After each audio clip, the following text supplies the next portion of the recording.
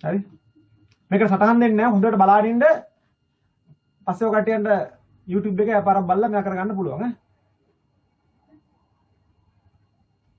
හරි. මේක එක්ක PowerPoint presentation එකක මම කට්ටියට එවන්නම්. එතකොට මේ පදාර්ථය වෙනස් වීම පාඩමේ changes in matter පාඩමේ අවසාන කොටස මෙතෙක් කල් කරපුවා මතක ඇති වායු පිළියෙල කිරීම ගුණ හා භාවිත. එතකොට මේ පාඩමෙන් ඔය කට්ටියන්ගේ සිලබස් එකේ ඔය කට්ටියන් විභාගයට ප්‍රශ්න අහන්නේ වායු වර්ග තුනක් ගැන. ඒ ඔක්සිජන්, කාබන් ඩයොක්සයිඩ් සහ හයිඩ්‍රජන් කියන වායු. එතකොට මේ වායු තුනම ගැන කතා කරද්දී මේ වායු තුනම අපිට විවිධ භාවිත විවිධ ප්‍රයෝජන ගන්න ලබනවා. ඒ වගේම විද්‍යාගාරයේ සරල පරීක්ෂණ කළා මේ වායු තුන නිපදවා ගන්න පුළුවන්. තව එකක් තමයි මේ වායු තුනම අවර්ණයි. අපේ හැට පේන්නේ නැහැ. වායු ගෝලයේ තිබ්බට. හරිද? එතකොට වායු ගෝලයේ වැඩිපුරම තියෙන නයිට්‍රජන් වායුව 78%ක් ඊළඟට ඔක්සිජන්. හරිද? ඊට පස්සේ අර විරල වායු ටික තියෙනවා. ඊට පස්සේ කාබන් ඩයොක්සයිඩ් තියෙන 0.03ක් විතරයි. හරිද?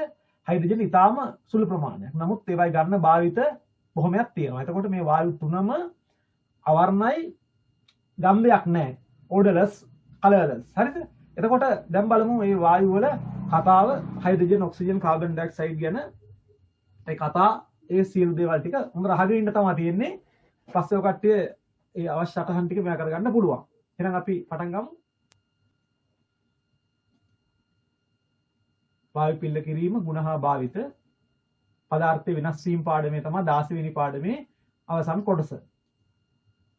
මොන කට්ටිය පේන ඇති වායු නිපදවන පරීක්ෂණ කරන කට්ටියක් ගැන විස්තරයක් තියෙන්නේ. ඉස්සලාම තියෙන එතකොට හයිඩ්‍රජන් වායුව. හරිද? මේ හයිඩ්‍රජන් වායුව හරිද? වායු ගෝලයේ තියෙන ඉතාම ස්වල්ප ප්‍රතිශතයක්. හරිද? ඉතාම ස්වල්ප ප්‍රතිශතයක් තියෙන්නේ වායු ගෝලයේ. හරිද? සාමාන්‍ය වායු සංයුතිය එක්ක බලද්දී ඉතාම සුළු ප්‍රතිශතයක් තමයි තියෙන්නේ. හරි? එතකොට මේක ඉතාම සැහැල්ලු වායුවක්. ඔකට දන්නවා ආවර්තාවගේ ඉස්සලා මූලද්‍රව්‍ය හයිඩ්‍රජන්. සූර්යය හැදිලා තියෙන්නේ හයිඩ්‍රජන් සහ හීලියම් වලින්. හරිද? වායු දෙක තමයි සූර්යය හැදිලා තියෙන්නේ. හරිද? ඒ සැහැල්ලුම වායුව. එතකොට ඒ වායුව හැදෙන්නේ කොහොමද? ඔකට දැන් අවබෝධයක් තියෙනවා. මේ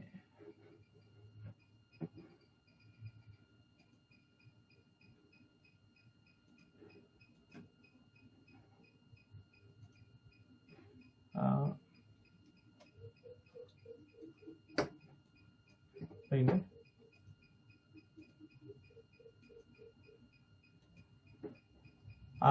හයිඩ්‍රජන් H මේ H දෙකක් එකතු වෙලා තමයි H2 හැදෙන්නේ. H2. එතකොට එක හයිඩ්‍රජන් එක්ක සාපේක්ෂ පරමාණු ස්කන්ධ එකයි. ඒතර 1 1 1 2යි. ඒකින්ද ඊටාම සැහැල්ලුයි. එතකොට සාමාන්‍ය වාතයට වඩා ඝනත්වය අඩුයි. ඒතර සාපේක්ෂ අණු ස්කන්ධ 1 1 2යි 2යි. ඊළඟ මේක ගිනි ගන්න වායුවක්. දහනය කළ හැකි 10 වායුවක්. ජලයේ සුළු වශයෙන් දිය වෙනවා. අවර්ණයි. හරිද? ගන්ධයක් නැත. ඔන්න හයිඩ්‍රජන් ගැන ඒ යන අවබෝධය තියෙනවන කට්ටියන්ට හයිඩ්‍රජන් වායුව හැදෙන්නේ කොහොමද ඒ කතාව. හරි? එතකොට බලමු ඊට පස්සේ මේ හයිඩ්‍රජන් වායුවේ අනිත් කතාව මොකද්ද? හරි හයිඩ්‍රජන් වායුවේ අනිත් කතාව මොකද්ද කියලා. මම බලාගන්න දැන්. ඒ කියන වීඩියෝ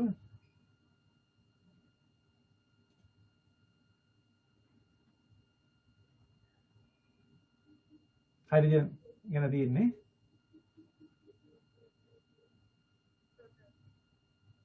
හයිඩ්‍රජන් වල භාවිත. හරිද?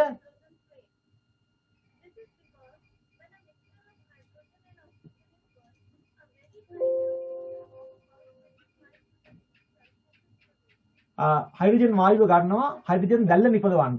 ඒතර හයිඩ්‍රජන් ඔක්සිජන් මෙයා කරලා විශාල තාපයක් ගන්න පුළුවන් මේ හයිඩ්‍රජන් වායුව භාවිතා කළා. මෙන්න හයිඩ්‍රජන් ඔක්සිජන් දැල්ල.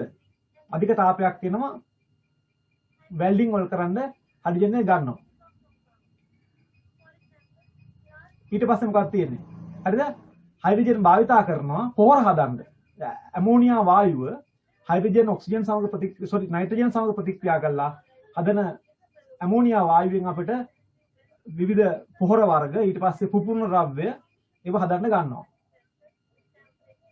ඊට පස්සේ හයිඩ්‍රජන් ඊටාම සැහැල්ලු වායුවක් නිසා හරිද කාලගුණ බැලුම් යවන්න ගන්නවා. සමහර අවස්ථාවල හීලියම් සමග මිශ්‍ර කරලාත් යනවා. නමුත් ඒකේ විශාල පිපුරුම් ඇති වෙන්න පුළුවන්. එහෙම ගත්තොත්. හරිද? ඒකින්ද මේ ඔය වායු බැලුම් ඊළඟට එයා ෂිප්ස් වගේ ඒවා කරන්න ගන්නවා මේකට. හරිද? එතකොට මේ කතාව තියෙනවා ඊළඟට හයිඩ්‍රජන් මොකද කරන්න ගන්නෙ?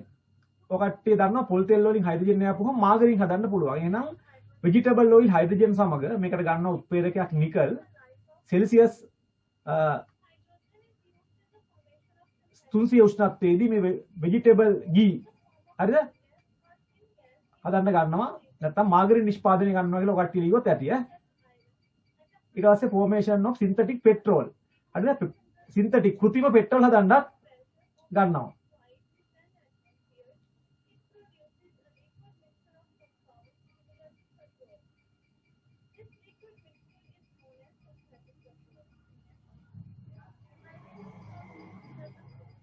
හරි එතකොට ඒක ඔකට යන්න නැහැ පෙට්‍රල් හදන්න ගන්න කතාව තමයි ඒක තියෙන ප්‍රතික්‍රියා කරලා ඒ වගේම හයිඩ්‍රජන් ගන්නවා ඉන්ධනයක් ලෙස හරිද ඉන්ධනයක් ලෙස ගන්නවා මොකද ඒකේ දහනය කරපුවාම අපද්‍රව්‍යයක් ලෙස එන්නේ ජලය ඒකින්ද ලික්විඩ් හයිඩ්‍රජන් අරගෙන මේ රොකට් යවන්නේ එහෙම ඉන්ධනයක් ලෙස ඒක භාවිතා කරනවා.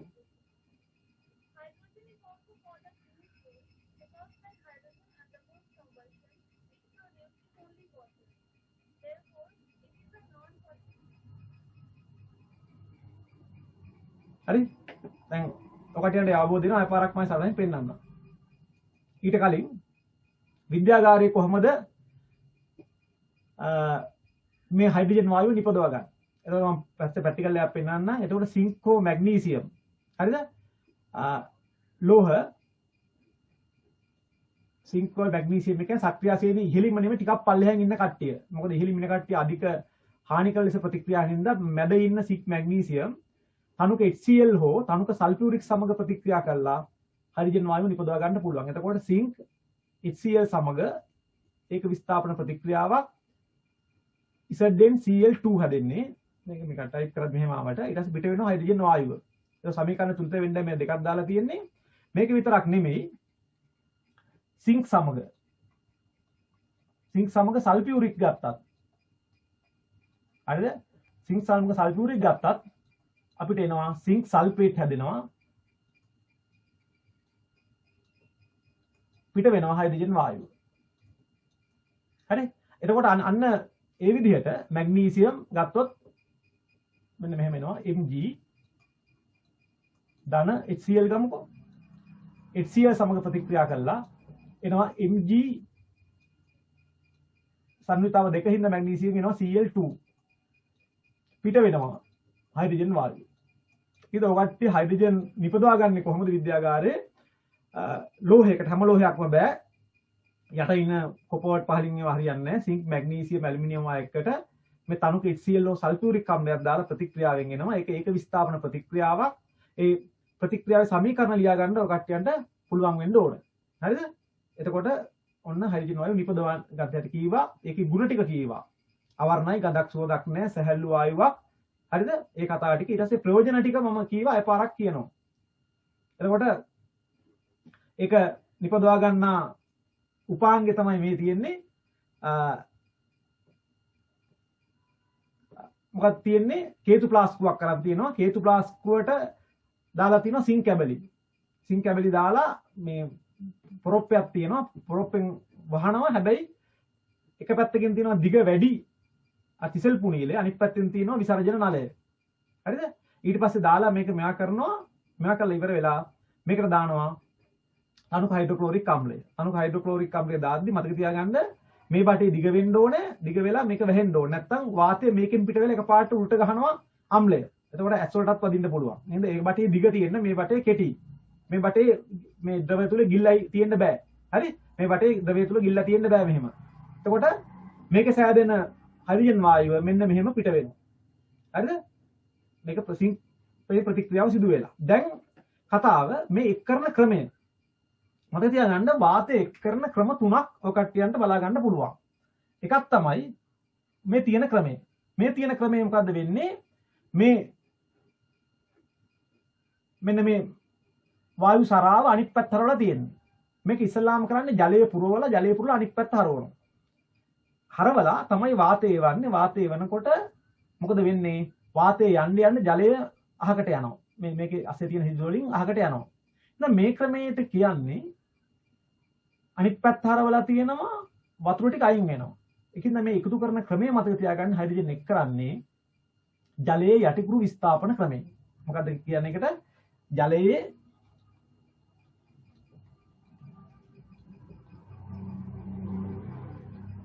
යටිකුරු විස්ථාපනය. ඇයි එහෙම කියන්නේ? මේක අනිත් පැත්ත හරවලා තියෙනවා ජලය තියෙනවා. මෙයා එනකොට අහකට යනවා. ඒ වගේ තව ක්‍රම තියෙනවා. අනිත් ක්‍රමය තමයි මෙන්න මේක. මෙන්න මෙහෙම වායු සරාව මේ පැත්තට හරවලා තියෙනවා. වාතය එන්නේ මෙන්න මෙහෙම. විසර්ජන නලය ඔස්සේ මෙහෙම එන්නේ. එවන්නේ. එතකොට මොකද වෙන්නේ? සාමාන්‍ය වාතය තමයි මේකේ තිබ්බේ. අර අපි හදපු වාතය සැහැල්ලුයිනේ හයිඩ්‍රජන්. ඒකින්ද එයා හැම වෙලාවෙම උඩට යන්නේ. එයා උඩට යන හින්දා එයා එන්න වාතය අයින් වෙනවා. එතන මේකට කිව්වේ මොකද්ද? ජලයේ යටිකුරු විස්ථාපනය. මේක යටිපැත්තට හරවලා තියෙනවා. වාතයේදී ජලය අහකට යනවා විස්ථාපනය කරනවා. මේක ඇවිල්ලා එතකොට මොකද්ද? යටිකුරු තමයි. හැබැයි තිබ්බේ ඇතුලේ වාතය. එහෙනම් මේ ක්‍රමයට කියන්නේ වාතයේ යටිකුරු විස්ථාපනය. එතකොට මේ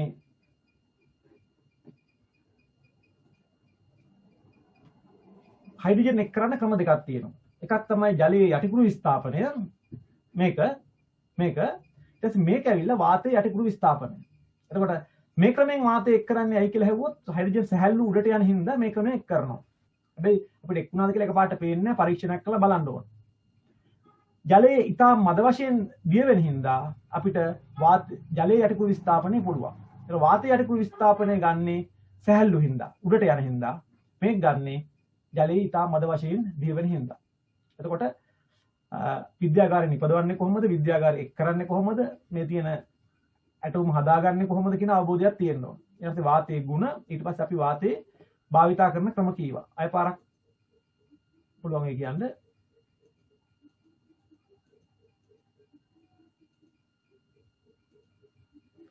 අය පාරක් ඔන්න මම හයිඩ්‍රජන් වායුවේ භාවිත කියලා ඉස්සෙල්ලා වීඩියෝ දර්ශනයකින් පෙන්නුවා. දැන් හයිඩ්‍රජන් වායුවේ භාවිත ටික තියෙන්න ඕනේ.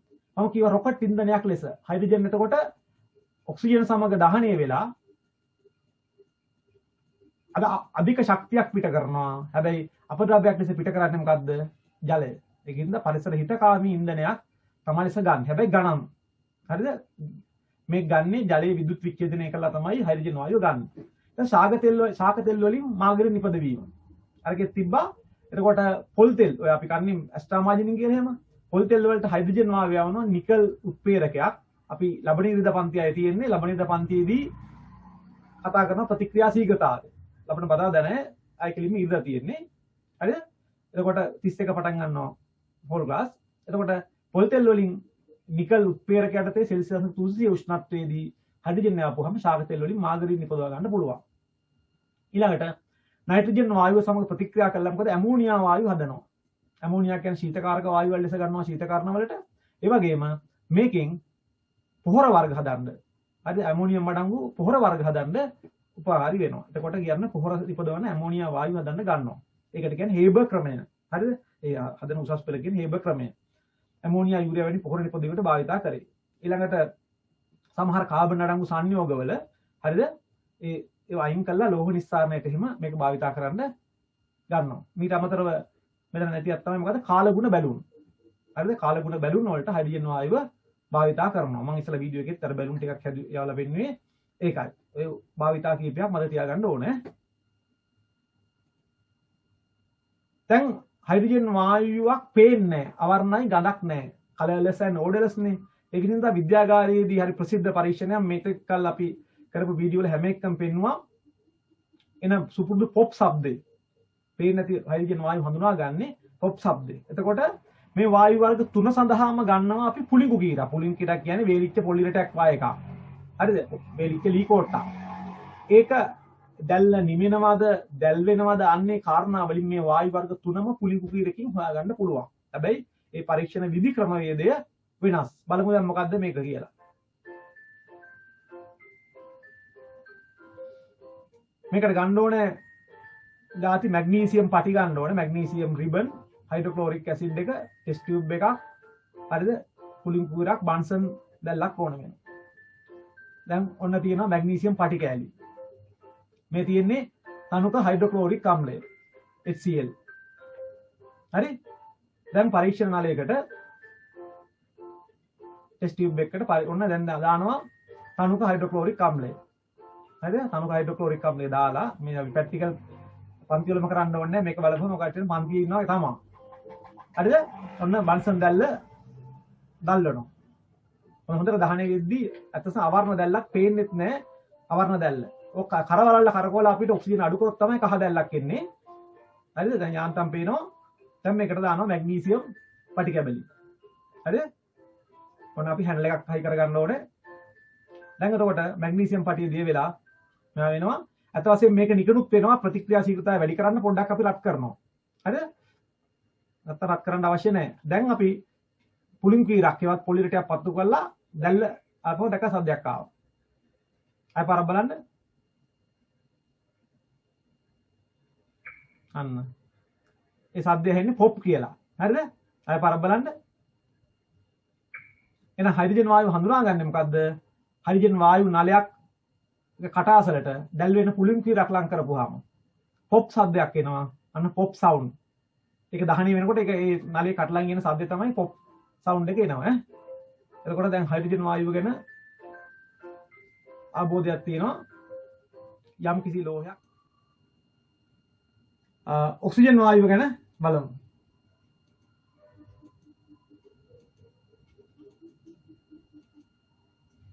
ඔක්සිජන් වායුවේ භෞතික රසායනික ලක්ෂණ බලපුවාම ඒ සාමාන්‍ය මාත්‍රා වල ඝනත්වය වැඩි. මොකද ඔක්සිජන් පරමාණු දෙකක් එකතු වෙලා තමයි O2 හැදෙන්නේ. ඔකට්ටියන්ට මතක ඇති අර මේ ඒක සාදුණු ක්‍රමේ ඔක්සිජන් වායුවේ ඔක්සිජන් පරමාණුවක පටේ තිබ්බා 1 2 3 4 5 6ක් තිබ්බා ඉලෙක්ට්‍රෝන. ඊට පස්සේ තවත් ඔක්සිජන් පරමාණුවක් ඒවදම කතිර වලින්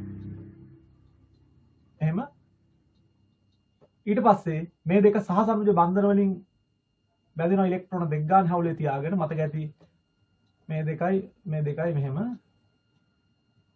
එදින්ද ආවේ ද්විත්ව බන්ධනයක්. එහෙම. හරිද? එතකොට මේක සාමාන්‍ය අර හයිඩ්‍රජන් වල දෙකින්ද මේක වැඩි. හැබැයි 32 උනට වායුවක් ලෙස තියෙන්නේ. මේක තමයි ගිනි ගන්න උදව් වෙන වායුව. ඒ සාපේක්ෂ අණු ස්කන්ධය 32යි. ඔක්සිජන් වල 32යි. මේ ගිනි ගන්න උදව් වෙන වායුවක් දහන පෝෂකයක්. මෙයත් ජලයේ සුළු වශයෙන් දිය වෙන්නේ.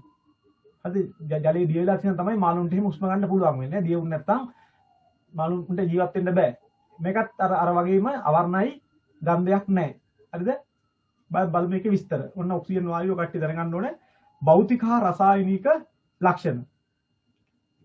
වාතයට වඩා ඝනත්වය වැඩි, සාපේක්ෂ අණුක්ෂ 32යි, දහන පෝෂී කියන්නේ ගිනි ගන්න උදව් වෙන වායුවක්. ජලයේ සුළු වශයෙන් දිය වෙනවා, අවර්ණයි ගන්ධයක් නැහැ. මෙන්න විද්‍යාගාරයේ ඔක්සිජන් වායුව නිපදවා ගන්න ප්‍රතික්‍රියා ගොඩක් තියෙනවා. අද මගේ ප්‍රතික්‍රියා වලින් ඔය කට්ටියන්ට වැදගත්ම ප්‍රතික්‍රියා දෙකක් තමයි මේ තියෙන්නේ. මේක ඔය කට්ටියන්ගේ පෙළ පොතේ බලා ගන්න පුළුවන්. පොටෑසියම් පර්මැංගනේට්. හරිද? පොටෑසියම් පර්මැංගනේට් KMnO4 KMnO4 ස්පටික හරිද? තාලාට මේ උප්පේරකයක් දානවා මැංගනීස් ඩයොක්සයිඩ් කියලා. මේක බන්සන් දැල්ලෙන් රත් කරනවා. රත් කරපුවා දාන්නේ කැකෑරුම් නලයකට දාලා තියෙන්නේ. ටෙස්ට් ටියුබ් වල ලොකුයි කැකෑරුම් නලය. දාලා මෙතන කිරිලැබ්බයක් ගහලා ඒකෙන් බටයක් වෙනවා විසර්ජන නලය. හරිද? ඩිලිවරි ටියුබ් එක විසර්ජන නලය යනවා. මේකත් බලා ගන්න එක්කලා තියෙන්නේ මොකක්ද දැන් ක්‍රමේ ජලයේ යටිකුරු විස්ථාපන ක්‍රමය. ඉතින් වායු එක්කන ක්‍රම මතක ඇති ඔක්සිජන් එක්කරේ වාතයේ යටිකුරු විස්ථාපනයෙන් සහ ජලයේ යටිකුරු විස්ථාපනයෙන්. ඒක හේතු කීවා. හරිද? මෙයා අර සාමාන්‍ය වාතය වල ගඩත්වය වැඩි නිසා මෙයා එක් කරගන්නේ චුට්ටයි දිය වෙන්නේ වාතය ඊට පස්සේ ඔක්කොම ටික එක් වෙනවා. මෙහෙම වාතය යන්න යන්න මේ වායු සංග්‍රහ මංචකයේ හරහා ජලය ටික අයින් වෙනවා. ඒකින් දැන් අනිත් පැත්ත හැරලා තියෙන්නේ වාතය ගියාම ජලය අයින් වෙන හින්දා මේකට කීව ක්‍රමය මොකද්ද? මේක නිපදවා ගන්න ක්‍රමය ජලයේ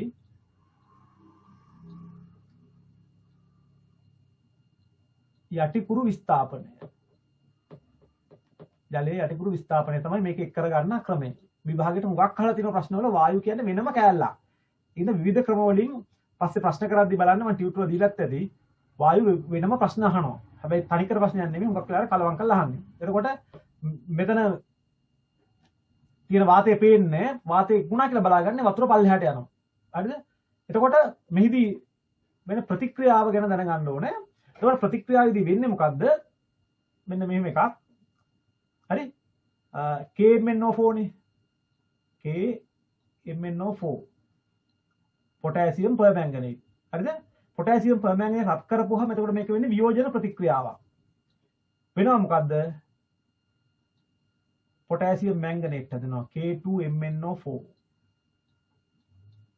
එතකොට කොළ පාට මැංගනීස් ඩයොක්සයිඩ් හැදෙනවා. වායුවක් ලෙස පිට වෙන්නේ ඔක්සිජන් විතරයි. ඒකින්ද වැදගත්කම රසායනික ද්‍රව්‍ය රත් කළා ඔක්සිජන් ගන්න පුළුවන්. හැබැයි වායුවක් ලෙස ඔක්සිජන් විතරක් පිට වෙන්න ඕන. නැත්නම් ඒක ඒවා වෙන් කරගන්න බෑනේ. හරිද? එතකොට මේක එක්කෙනෙක් හරිද? කීපයකට කඩන මේක වියෝජන ප්‍රතික්‍රියාවක්. මෙතන K දෙකක් තියෙන හින්දා මෙතනත් දෙකක් දාන්න ඕනේ. K දෙකයි Mn දෙකක් තියෙනවා. මෙතන Mn දෙකයි ඔක්සිජන් දෙවරක් 4 8යි. මෙතන 4යි 2යි 6යි 2යි 8යි. එතකොට මෙයා ඔක්සිජන් වායුව මෙතනින් පිට වෙනවා. හරිද? එතකොට ප්‍රතික්‍රියාව දැනගන්න ඕනේ. රත් කරනවා කියලා ඕන උඩින් මෙතෙන් දාන්න පුළුවන් මෙහෙම ත්‍රිකෝණයක්. කැකෑරුම් නලය. හරිද? කැකෑරුම් නලය බොයිලින් ටියුබ් එක මේ තියෙන්නේ. ඒ කැකෑරුම් නලයට දාලා වහලා තියෙන්නේ කොහමද? ඒ තියෙන රූපේ ගැන අවබෝධයක් තියෙන්න ඕනේ ඇදලා. හරිද? ඒක තියෙන්න ඕනේ ප්‍රතික්‍රියාව තියෙන්න ඕනේ. වායු එක් කර ගන්න ක්‍රමේ ජලයේ යටිකුරු විස්ථාපනය ගැන ඔකට යන අදහසක් තියෙන්න ඕනේ. මේ පන්තිර වල ඉක්ම මොකද එනෑදා ඉන්න කට්ටිය බලලා පස්සේ සටහනක් ගහගන්න පුළුවන්. හරිද? මේක YouTube දුන්නාම කට්ටිය මෙහෙම බලා ගන්න පුළුවන්. දැන් බලමු මේ නිපදවාගත්ත ඔක්සිජන් වලින් ගන්න ප්‍රයෝජන. හැබැයි විශේෂයෙන්ම අපි විද්‍යාගාරේ නිපදවාගත්ත ඒවා නෙමෙයි කර්මාන්ත ශාලාවල නිපදවන ඔක්සිජන් වලින් ගන්න ප්‍රයෝජන. කර්මාන්ත ශාලාවල අත් වශයෙන්ම නිපදවන්නේ අල්පාම්ලික ජලයේ විදුලත් විච්ඡේදනය කළා තමයි විශාල වශයෙන් මහ පරිමාණ ඔක්සිජන් වායුව නිපදවා ගන්න. ඒ වයින් ගන්න ප්‍රයෝජනයක් බලමු. uses of oxygen. එතකොට වායුගෝලයේ දෙවෙනියට තියෙන ඔක්සිජන් වායු ප්‍රධානම එක තමයි ජීවීන්ට හුස්ම ගන්න උදව් වෙනවා. ඉතින් මේ ඊට පස්සේ ගිනි ගන්න උදව් වෙනවා. දහනය සඳහා අනිවාර්යයෙන්ම ඕනේ. ඔන්න ගිනි ගන්න ඔක්සිජන් නැතුව නෑ. එතකොට ගින්නක් නිවන්න නම් ඔක්සිජන් කපා හරින්න ඕනේ. ඊළඟට මේ කිමිදුම් කරුවන්ට මේ සිලින්ඩර් වලට කිමි දෙනකොට ඔක්සිජන් සිලින්ඩරයක් අරන් යන්න ඕනේ. ඒ වගේම ලොකු කඳු වල ගියාම ඔක්සිජන් මදි වෙනවා හිමාලය වගේ. එතකොට කඳු නගින්නෝ ඔක්සිජන් අරන් යනවා. එතකොට කඳු නගින්නන්ට කිමිදුම් කරුවන්ට ඊළඟට දහනයට උදව් වෙනවා. ජීවීන්ගේ ශ්වසනයට උදව් වෙනවා. මල බෙදෙන්නත් ඔක්සිජන් වෙනවා. ඊට පස්සේ මේ ආරෝග්‍ය ශාලාවල මේ ශ්වසන අපහසුතාවය මේ දවස්වල කොරෝනා ගැටියට එහෙම ශ්වසන අපහසුතාවය ඇති වෙන්න පුළුවන්. හරිද? ඊළඟට එන ඉලයට ගැරෙන්න ගහපුවාම උෂ්ම ගන්න බැරිච්චම අපි රෝහල් වල ඔක්සිජන් දෙනවා. අනික එක තමයි ඔක්සි ඇසිඩ්ලීන් දැල්ල. ඇසිඩ්ලීන් වායුව කාබයිඩ් වලට වතුර දාලා හදන ඇසිඩ්ලීන් වායුව කතාව. ඊට පස්සේ තවත් මොකද්ද වෙන්නේ? රොකට් ඉන්ධනයක් ලෙස. මොකද හයිඩ්‍රජන් වායුව දහනය වෙන්න ඔක්සිජන් අරන් යන්න ඕනේ. ඉතින් රොකට් ඉන්ධනයක් ලෙසත් මේ ඔක්සිජන් භාවිතා කරනවා. හරිද? එතකොට ඔකට දැන් අවබෝධයක් තියෙනවනේ ඔක්සිජන් වල ප්‍රයෝජන. අය පාරක් මතක් කරමු. මොකද්ද? ශ්වසන අපහසුතාවයට ආරෝග්‍ය ශාලාවලදී ශ්වසනය පහසු කරන ඔක්සිජන් දෙනවා. ඊළඟ රොකට් වල ඉන්ධනයක් ලෙස භාවිතා කරනවා. ඊළඟ කඳු නගින්නන්ට භාවිතා වෙනවා. ඊළඟට කිමිදුම් කරුවන්ට ඊළඟ ගගනගාමීන්ට ශ්වසනය සඳහා ඔක්සිජන් වෙනවා. ඒ වගේ ලොකු සිලින්ඩර් අරන් යන්නේ ඔක්සිජන්. හරිද? ඊට පස්සේ අපි කිව්වා දහනයට ඔක්සිජන් ද්‍රව වෙනවා ඊට පස්සේ ජීවීන්ගේ ශෝෂණයට. එතකොට අපිට ඔක්සිජන් ලැබෙන්නේ ශාක ප්‍රභා සංශ්ලේෂණයෙන්. ඒතර අපි පිට කරන කාබන් ඩයොක්සයිඩ් උරාගෙන අපිට ඔක්සිජන් දෙනවා. ඒකින්ද ගස් නැත්තම් හරි ඔක්සිජන් ලැබෙන්නේ නැහැ. ඒකින්ද ඔක්සිජන් තියෙන හුස්ම ගන්න අර දේශපාලුව කියවා වගේ ඔක්සිජන් කන්නද කියලා අහපුවම කන්න නෙමෙයි අත් වශයෙන්ම හුස්ම ගන්න ඕන. කෑම නැති වුණත් හුස්ම ගන්න බැරනොත් ඉක්මනට මැරෙනවා. අය කෑම දෙවෙනුවට. දැන් මිනිසාගේ මූලික අවශ්‍යතාවය ආහාර නෙමෙයි ප්‍රධානම ඔක්සිජන්. පොඩි කාලේ උගන්වනවානේ ආහාර නිවාස ඇඳුම් පැළඳුම් කියලා. නමුත් ඔක්සිජන් නැත්තම් ඔක්කොම ඉවරයි. ඒකින්ද ඉන්න දේශපාලුව දන්නේ මේ ඔක්සිජන් ගැන. උන්ගේ නහය හිර කරපුවම තමයි තේරෙන්නේ. මෙන් ශෝෂණයට අවශ්‍ය වෙයි ගිනි ගන්න දහනයට ඕන වෙනවා. කිමිදීම වෙනම අභ්‍යවකාශ ගමන් වලදී ප්‍රොජෙක්ට් එකක් වෙනවා. ලෝහ පැසීමට ගන්න ඇසිඩ්ලින් දැල්ල භාවිතයට කරනවා. ඊළඟට ඉස්සලා තිබෙන එක සල්ෆියුරික් අම්ලය හා නයිට්‍රික් අම්ල වැනි අම්ල නිෂ්පාදනයට ගන්නවා. එන සමහර කර්මාන්ත කියන්නේ වගේ අමුද්‍රව්‍යයක් ලෙස ගන්නවා. දැන් බලමු ඔක්සිජන් නිපදවා ගන්න අපි කීවා මොකද්ද පොටෑසියම් පර්මැංගනේට් පොන්ඩිස් රත් කරලා ගන්න. ඊට අමතරව ගන්න පුළුවන් ඒවා මොනවද? ඊට අමතරව තියෙනවා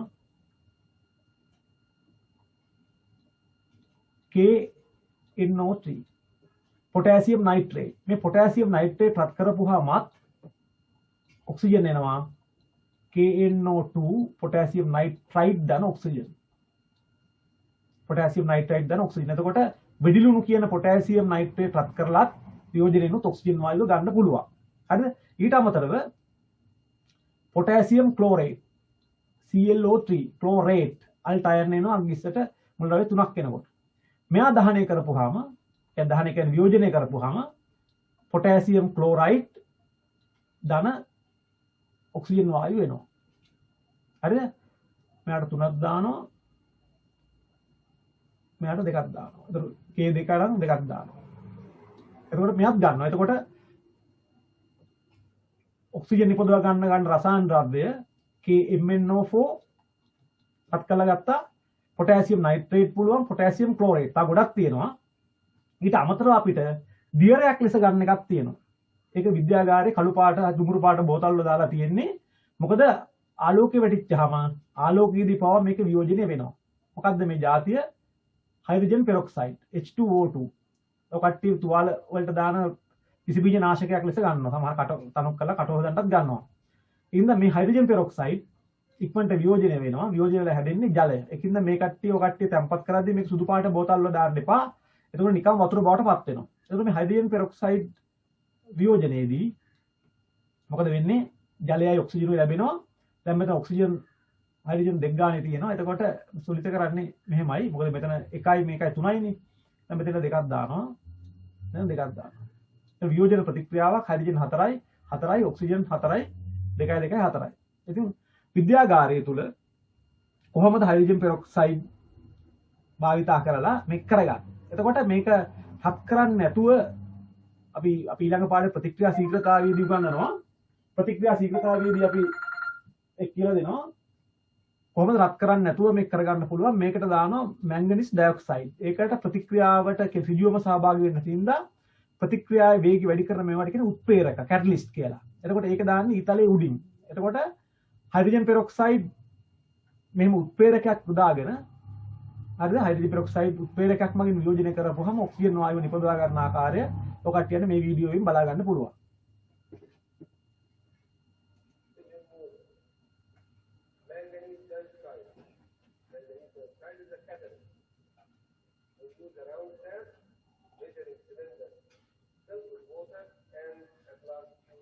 වායු සරාවක් තියෙනවා.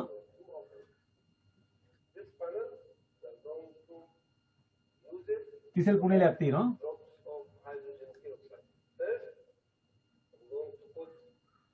අන්න වට අඩි ප්ලාස්කුවක් ඕක. පැතලි අඩි නෙවෙයි වට අඩි.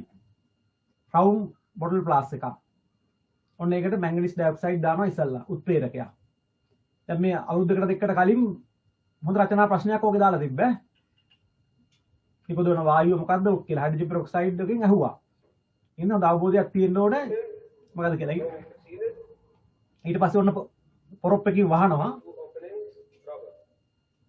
හරිද? රබර් පොරොප් එකකින් වහනවා. ඒකට දැන් දැක්ක තිසිල් පුනීල බටයයි විසර්ජන නලය දෙකම ගහලා තියෙනවා. ඩිලිවරි ටියුබ් එක. හයිඩ්‍රජන් පෙරොක්සයිඩ් බීකර් එකට දානවා. ඔක්කොම පිටි හලන්නේ නැහැ. බීකර් එකට දාලා ලැබ් එකට ගියා වගේ තමයි. ඉතින් ආයෙ වෙනම කරන්න දෙයක් නැහැ. සමහර ඒවා පන්තියකට වඩා හොඳයි. එහෙම ඔන්ලයින් කරද්දී අපිට බලා ගන්න පුළුවන්.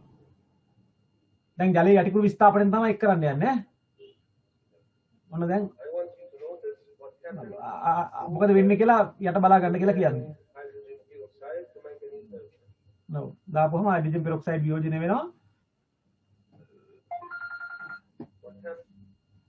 හරිද? හයිඩ්‍රජන් පෙරොක්සයිඩ්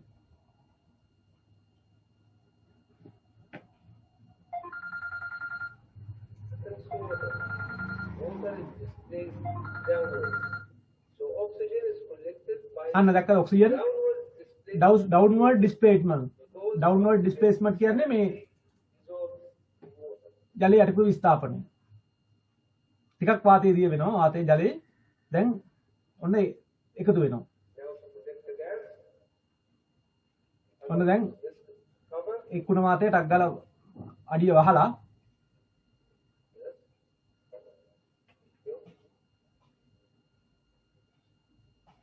අන්න එහෙම අඩිය වහනවා. يعني මේ කට වහනවා. තව ඔක්කොම අයින් වෙලා නැහැ. වතුර තියෙන එකයි ඈ. ඔක්කොම වාතය අයින් වෙලා නැහැ. දැන් ඔය ටික තමයි ඔක්සිජන් තියෙන්නේ.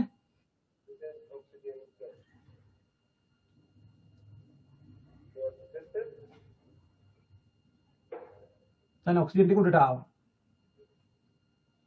දැන් ඔන්න මේක එකපාරට දින්න පස්සේ මේ වුණාන් පස්සේ හොයාගන්න බෑ අවර්ණයි වායුව. අර ගොඩක් තියෙන එකපාරට දුමු වගේ පේනවා. දැන් අපි මොකක්hari වීල් ලී කැලලක් පොලියට ටැක් කරේ මොකක්hari එකක් කරන් දැල්ල නිමනවා. පුලිමු කීරක් කියන්නේ ඒකයි අර අන්න දැක්කද දැන් දැල්ල නිමනවා තිබ්බට ඔක්සිජන් හමුවේ ටක් ගාලා පත් වෙනවා අර. අන්න එතකොට ඔක්සිජන් වායු හඳුනාගන්නේ කොහොමද? පුලිඟු කීරක්. පුලිඟු කියන්නේ ගින්දර තියෙන කීරක් ඈ. මේ ගින්දර තියෙන කීරක් ලං කරපුවාම ඒක දීප්තිමත්ව දැල් වෙනවා. හරිද?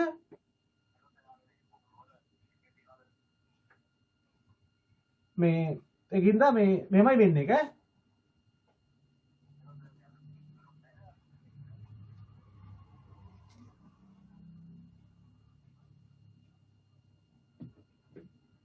දැක්කද දැන් ඔක්සිජන් එතකොට හඳුනාගන්නේ ඒ විදිහට වායු සරාවේ කට අසලට එකක්. ඉතින් හයිඩ්‍රජන් වලදී දැල්ල සහිත එකක් කට අසලට ලං කරපුවම පොප් එකක් එනවා නම් හයිඩ්‍රජන්. දැල්ල සහිත කීරක් වායු සරාව කට අසලට පොප් වෙනවා ඒකේ හයිඩ්‍රජන් තියෙනවා. දැල්ල නිමපු එකක්. හැබැයි ගින්දර තියෙන්න ඕනේ පුලිඟු තියෙන්න ඕනේ ගින්දර. දැල්ල නිමපු එකක් ඔප්පුවාම එකපාරට දීප්තිමත්ව දැල් වෙනවා නම් ඒ වායු ඔක්සිජන්. දැන් අපි බලමු අනිත් විස්තර ටික.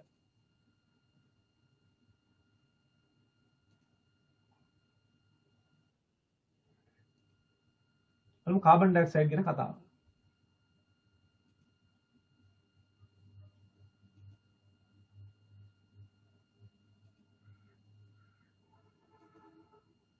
කාබන් ඩයොක්සයිඩ් වායුවේ භෞතික ගුණ සාමාන්‍ය වාතයට වඩා ඝනත්වය වැඩි. මොකද 44යි. එතකොට ඔය කට්ටියට ප්‍රශ්නයක් කියනවා ජලය ගත්තහම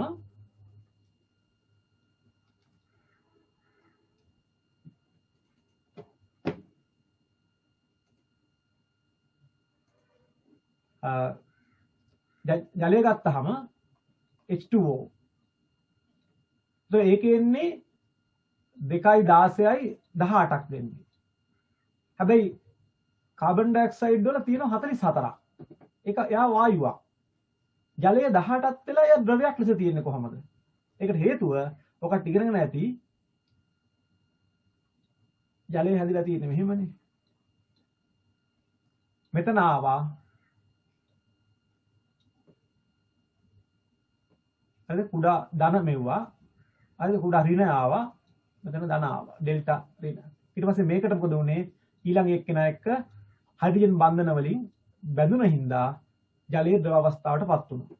නමුත් මේකේ හයිඩ්‍රජන් බන්ධන නැති හින්දා වායුවක් ලෙසම තියෙන්නේ. එතකොට සාමාන්‍ය වාතයට ඝනත්වය වැඩි. අපි ඉගෙන ගන්න වායු වලින් එතකොට සැහැල්ලු මේක හයිඩ්‍රජන් බර වැඩි මේක කාබන් ඩයොක්සයිඩ්. ඒතර 44යි මේ සාපේක්ෂ අණුක ස්කන්ධය දහණය වෙන්නේ නැහැ. අද දැන් හයිඩ්‍රජන් ගිනි ගන්නවා ඔක්සිජන් ගිනි ගන්න උදව් වෙනවා. මෙයා ගිනි නිවනවා. හරිද? දහණය වෙන්නේ නැහැ. කෙලින්ම ගින්න මෙයා ආපුවම ගින්න නිවිලම යනවා. මෙයත් ජලයේ සුළු වශයෙන් දිය වෙනවා. හැබැයි ඔක්සිජන්ට වඩා හොඳට දිය වෙනවා. ඒකයි මේ කාබොනික් ආම්ලයේ සෝඩා වතුර හදන්න ගන්නෙ. එතන මේකත් අවර්ණයි ඡන්දයක් නැහැ. ඒතර වාටියට පස්සේ ෂෝට් නෝට් එකක් එහෙම වායු ගැන වෙනම පොඩි පොතක් හදාගන්න මේවා ටික ඔක්කොම එක්කලා ඕනනම් YouTube එකේ අයපාරක් දාපුවම බලලා. එතකොට මෙන්න විද්‍යාගාරයේ කාබන් ඩයොක්සයිඩ් වායුව නිපදවා ගන්න හදලා තියෙන ඇටුම අර ඉස්සල්ලා පරීක්ෂණ තිබ්බා හරිද රවුම් ප්ලාස්ක් එකක්. හරිද? මේක තියෙන්නේ මොකද? පැතලි අඩු නැත්නම් මේ කේතු ප්ලාස්කුවක් මේක. ඒ වගේ ප්ලාස්කු වර්ග තියෙනවා පැතලි අඩි. හරිද? වට රවුම් ප්ලාස්කුව මේක කේතු ප්ලාස්කුව. તો කේතු ප්ලාස්කුවට හුණු ගල් දානවා. ඒ වගේම දිගින් වැඩි කිසෙල් කුණියලේ තිබ්බා, විසර්ජන නලයේ තිබ්බා. ඒක පරොප්පෙන් වහලා ඔන්න දැන් ඊට පස්සේ දානවා තනුක හයිඩ්‍රොක්ලෝරික් අම්ලය. එතකොට තනුක හයිඩ්‍රොක්ලෝරික් අම්ලය මෙත් එක ප්‍රතික්‍රියා වෙච්චහම හරි ප්‍රතික්‍රියා වෙච්චහම මොකද වෙන්නේ? කැල්සියම් කාබනේට් ප්‍රතික්‍රියා වෙන්න ඕනේ මොකක්ද දාන්නේ? තනුක හයිඩ්‍රොක්ලෝරික් අම්ල HCl. එතකොට HCl සමග ප්‍රතික්‍රියා වෙච්චහම මොකද වෙන්නේ? මේ කැල්සියම් Cl සමග කැල්සියම් ක්ලෝරයිඩ් ඊට පස්සේ H සහ CO3 එක් වෙලා හදන කාබොනික් අම්ලය නැවත වතාවක් කැඩෙනවා ජලය සහ කාබන් ඩයොක්සයිඩ් බවට. අත් වශයෙන් මේක ද්විත්ව විස්ථාපන ප්‍රතික්‍රියාවක්. හරි ද්විත්ව විස්ථාපන ප්‍රතික්‍රියාවක් වට හොයන්න බෑව කට්ටියන්ට. ඒ නිසා මේ ඈත දෙන්න ළඟ දෙන්න එකතු වෙලා ඊට පස්සේ ළඟ දෙන්න අය පාරක් කැඩලා තමයි මේක වෙන්නේ. එතකොට ප්‍රතික්‍රියාව තුලිත වෙන්න මෙතන මේ මෙන්න මෙතෙන්ට දෙකක් දාන්න වෙනවා. හයිඩ්‍රජන් 2යි ක්ලෝරින් 2යි කාබන් කැල්සියම් ඔක්කොම හරි. එතකොට තුලිත සමීකරණය ලියන්න දැනගන්න ඕන. එතකොට මේක බලන්න. මේක එක්කලා තියෙන්නේ කොහොමද? හරිද? මේක එක්කලා තියෙන්නේ ජලය සුළු වශයෙන් දීවන හින්දා මොකද්ද වෙන්නේ? ජලයේ යටිකුරු විස්ථාපනය. හරිද? ජලයේ යටිකුරු විස්ථාපනයෙන් තමයි මේක කළා තියෙන්නේ. නමුත් මේ ක්‍රමයේ වගේම තව ක්‍රමයක් තියෙනවා. එතකොට ඔකට මතක් වෙන්න ඕනේ හයිඩ්‍රජන් ක්‍රම දෙකකට එක් කරා. වාතයේ යටිකුරු විස්ථාපනය, ඒ කියන්නේ සරාව යටිකුරු හැල්ල මෙහෙම යවනවා. ඊට පස්සේ මේ වගේ ජලයේ යටිකුරු විස්ථාපනය. එතකොට වාතයේ යටිකුරු විස්ථාපනය, ජලයේ යටිකුරු විස්ථාපනයෙන් තමයි හයිඩ්‍රජන් එක් කරේ. O2 එක් කරේ එක් ක්‍රමයයි මේ වගේ ජලයේ යටිකුරු විස්ථාපන ක්‍රමය. හරිද? O2 එක් කරේ ජලයේ යටිකුරු විස්ථාපනය. කාබන් ඩයොක්සයිඩ් මේ වාගේ ජලයේ යටිකුරු විස්ථාපනය එක් කරනට අමතරව මෙන්න මේ ක්‍රමයකුත් තියෙනවා. මොකක්ද ඒ ක්‍රමය? එහෙම වායු සරාව තියලා ඒකට මෙහෙම එවනවා විසර්ජන නලය. එතකොට වෙන්නේ මොකද? එන කාබන් ඩයොක්සයිඩ් බර වැඩි හින්දා යටට අඩියට එකතු වෙන්නේ. අඩියට එකතු කරලා තමයි පිරලා තමයි මෙතන යන්නේ. ඒක නිසා කාබන් ඩයොක්සයිඩ් එක් කරන ක්‍රම දෙකක් තියෙනවා. මේකට කියන්නේ මොකද්ද? මේකට කියන්නේ වාතයේ උඩුකුරු විස්ථාපනය. මොකද සරාව උඩු අත හරවලා තියෙනවා. මේක ආපුවම තියෙන වාතය ටික අයින් වෙනවා.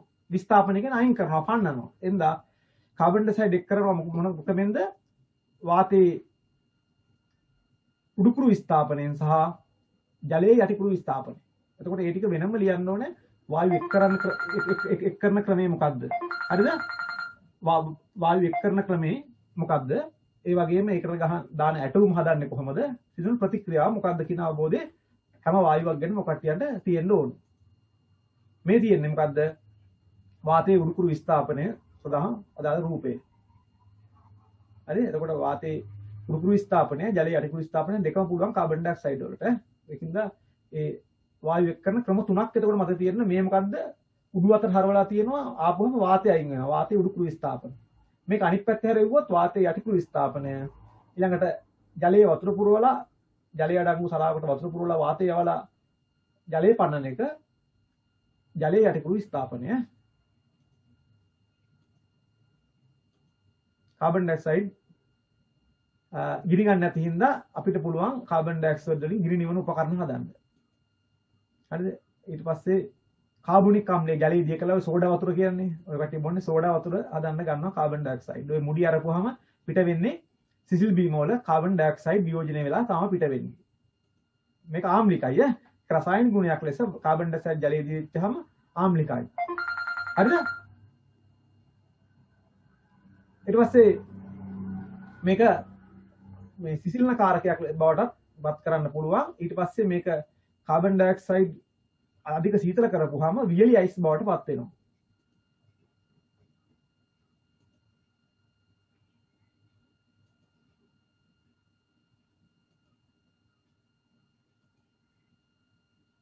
එතකොට මේක ආහාර පරිරක්ෂණය ආහාර කල්තබා ගන්න භාවිතා කරන්න පුළුවන්. ඊට පස්සේ මේ වියලි අයිස් ඔකට්ටි අරන් ගිහිල්ලා ලංකාව ඉස්සර කරලා තියෙනවා මේක වලාකුළු වලට ගහලා පුළුවන් වලාකුළු බර වැඩි කරලා කෘත්‍රිම වර්ෂා ඇති කරන්න පුළුවන්. එතකොට මතක ඇති දැන් අපි කතා කරා යකඩ නිස්සාරණයේදී කාබන් මොනොක්සයිඩ් යොදාගෙන කාබන් ඩයොක්සයිඩ් වලින් මොනොක්සයිඩ් හදලා යකඩ නිස්සාරණය කරන්න ගත්තා. එතකොට සාරාංශයක් ලෙස කාබන් ඩයොක්සයිඩ් වල කිව්වොත් දහන අපෝෂකයක් නිසා ගින්නි වෙන උපකරණ වලට භාවිතා කරනවා. ඊට පස්සේ ජලයේ දිය කරලා කාබොනික් අම්ලය හදලා සිසිල් බීම හදන්න ගන්නවා. ඊට පස්සේ සීතල කරලා ඝන කාබන් ඩයොක්සයිඩ් ගන්නවා. ඒක ආහාර පරිරක්ෂණය කරන්න, කෘත්‍රිම වර්ෂා ඇති කරන්න, ඔය හරකුන්ගේ හන ගහන්න ඒ වලට ගන්නවා. ඊට පස්සේ යකඩ නිස්සාරණයේදී හරිද ඔක්සිහාරකයක් වෙන කාබන් මොනොක්සයිඩ් වායුව හදන්න ගන්නවා.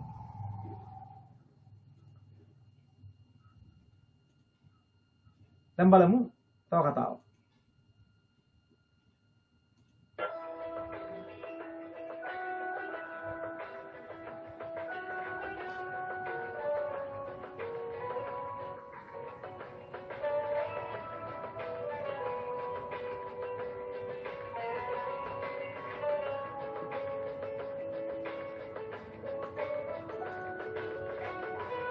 මේ මොකද්ද බලමු. දැන් අපි කියවා කාබන් ඩයොක්සයිඩ් හඳුනාගන්නේ කොහොමද? කාබන් ඩයොක්සයිඩ් වායුව හඳුනාගන්න විශේෂ වූ පරීක්ෂණයක් භාවිතා කරන්න යන්නේ. ඉස්සෙල්ලා මේක බලාගන්න. ඊට පස්සේ මම මේ පරීක්ෂණේ විස්තර කරන්න. මේක අපි කරන්නේ සරලව කැල්සියම් කාබනේට් වලට HCl අම්ලය දාලා කාබන් ඩයොක්සයිඩ් නිපදවාගෙන ඒක අවර්ණ හුණු දියර තුලින් යවනවා. අවර්ණ හුණු දියර කියන්නේ කැල්සියම් හයිඩ්‍රොක්සයිඩ්. හරිද? අවර්ණ හුණු දියර තුලින් ආපුවාම අර ආපු කාබන් ඩයොක්සයිඩ් බුබුල්නේ වෙලා හුණු දියර කිරි පාට වෙනවා. හරිද?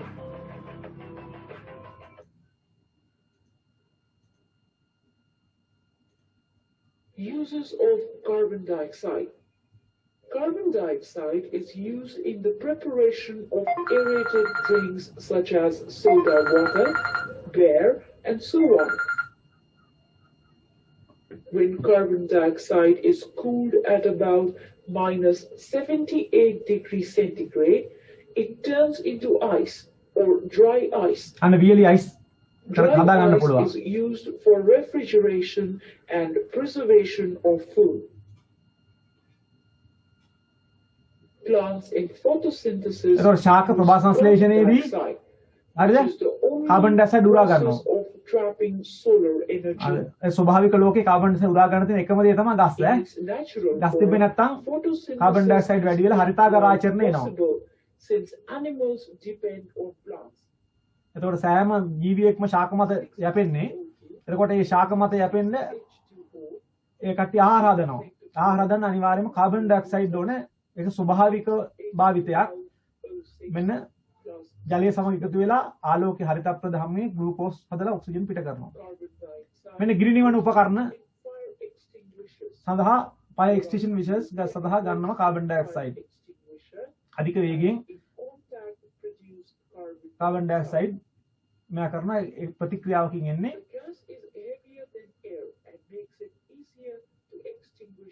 සාමාන්‍ය වතුර බර වැඩි හින්දා කෙලින්ම ගිහිල්ලා ගින්නට වැටෙනවා. මෙන්න ගිරිනිවන උපකරණයක්. මේ ගිරිනිවන උපකරණේ සල්ෆියුරික් ඇසිඩුයි සෝඩියම් කාබනේටුයි තියෙන්නේ. සමහර වෙලාවට තියෙන සෝඩියම් බයිකාබනේට්. මෙන්න මෙතන තියෙන ඇනේ ඕන වෙලාවට තද කරනවා ගහනවා. ගහපුවම ප්‍රතික්‍රියාවක් කළා මේකෙන් වේගයෙන් මේ නොසල් එකෙන් කාබන් ඩයොක්සයිඩ් එළියට විදිනවා.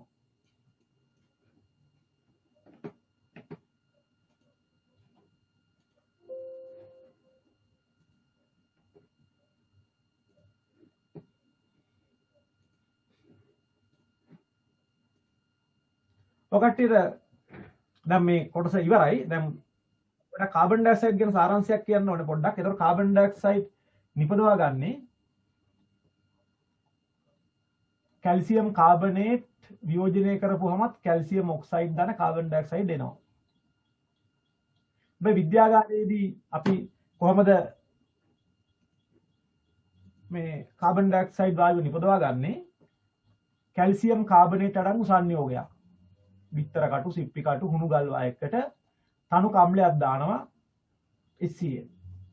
හරි HCl අම්ලය දාපුවාම ඇති වෙනවා කැල්සියම් ක්ලෝරයිඩ් දන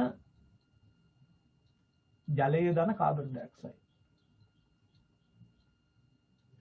ඒකට ඔන්නෝ තමයි කාබන් ඩයොක්සයිඩ් වායුව විද්‍යාගාර මට්ටමේදී නිපදවා ගන්න. හරිද? කර්මාන්තශාලාවල විවිධ ක්‍රම භාවිතා කර අරවයි ගින්නි වුණු උපකරණවල ප්‍රතික්‍රියා අනුසාරයෙන් ගන්න. එතකොට මේ කාබන් ඩයොක්සයිඩ් වායුව අවර්ණයි ගන්ධයක් නැහැ. මේකද කරන්නේ අර කාබන් ඩයොක්සයිඩ් වායුව අඩංගු සරාව. හරිද? සරාවේ කටාසලට දැල්ල සහිත එකක්. දැන් ඔක්සිජන් වලදී ගන්නේ නිමිච්ච පුලින් කීරක් අඟුරු තියෙන එකක් දාපුවම ගිනි ගත්තා. දැල්ල සහිත පුලින් කුරක් දාපුවම පොප් හඬක් ආවා නම් හයිඩ්‍රජන්. ඒ වගේම දැල්ල සහිත පුලින් කීරක් ලං කරපුවම නිමීගෙන යනවා නම් හරිද? නිමීගෙන යනවා නම් ඒක ඇවිල්ලා කාබන් ඩයොක්සයිඩ් වායුව. කාබන් ඩයොක්සයිඩ් වායුව. නමුත් අපිට තව එකක් තහවුරු කරගන්න පුළුවන්. ඊට වඩා සාර්ථක පරීක්ෂණයක් ලෙස ගන්න හුණු දියර පරීක්ෂාව. හුණු දියර කියන්නේ ජලයේ හුණු ටිකක් දිය කරලා හදාගන්න හුණු දියර සෑහෙන වෙලාවක් තිබ්බහම මිදිලා උඩට ඉතුරු වෙන අවර්ණ එක තමයි අපි හුණු දියර ලෙස සලකන්නේ. ඒක අපි කියන්නේ කැල්සියම්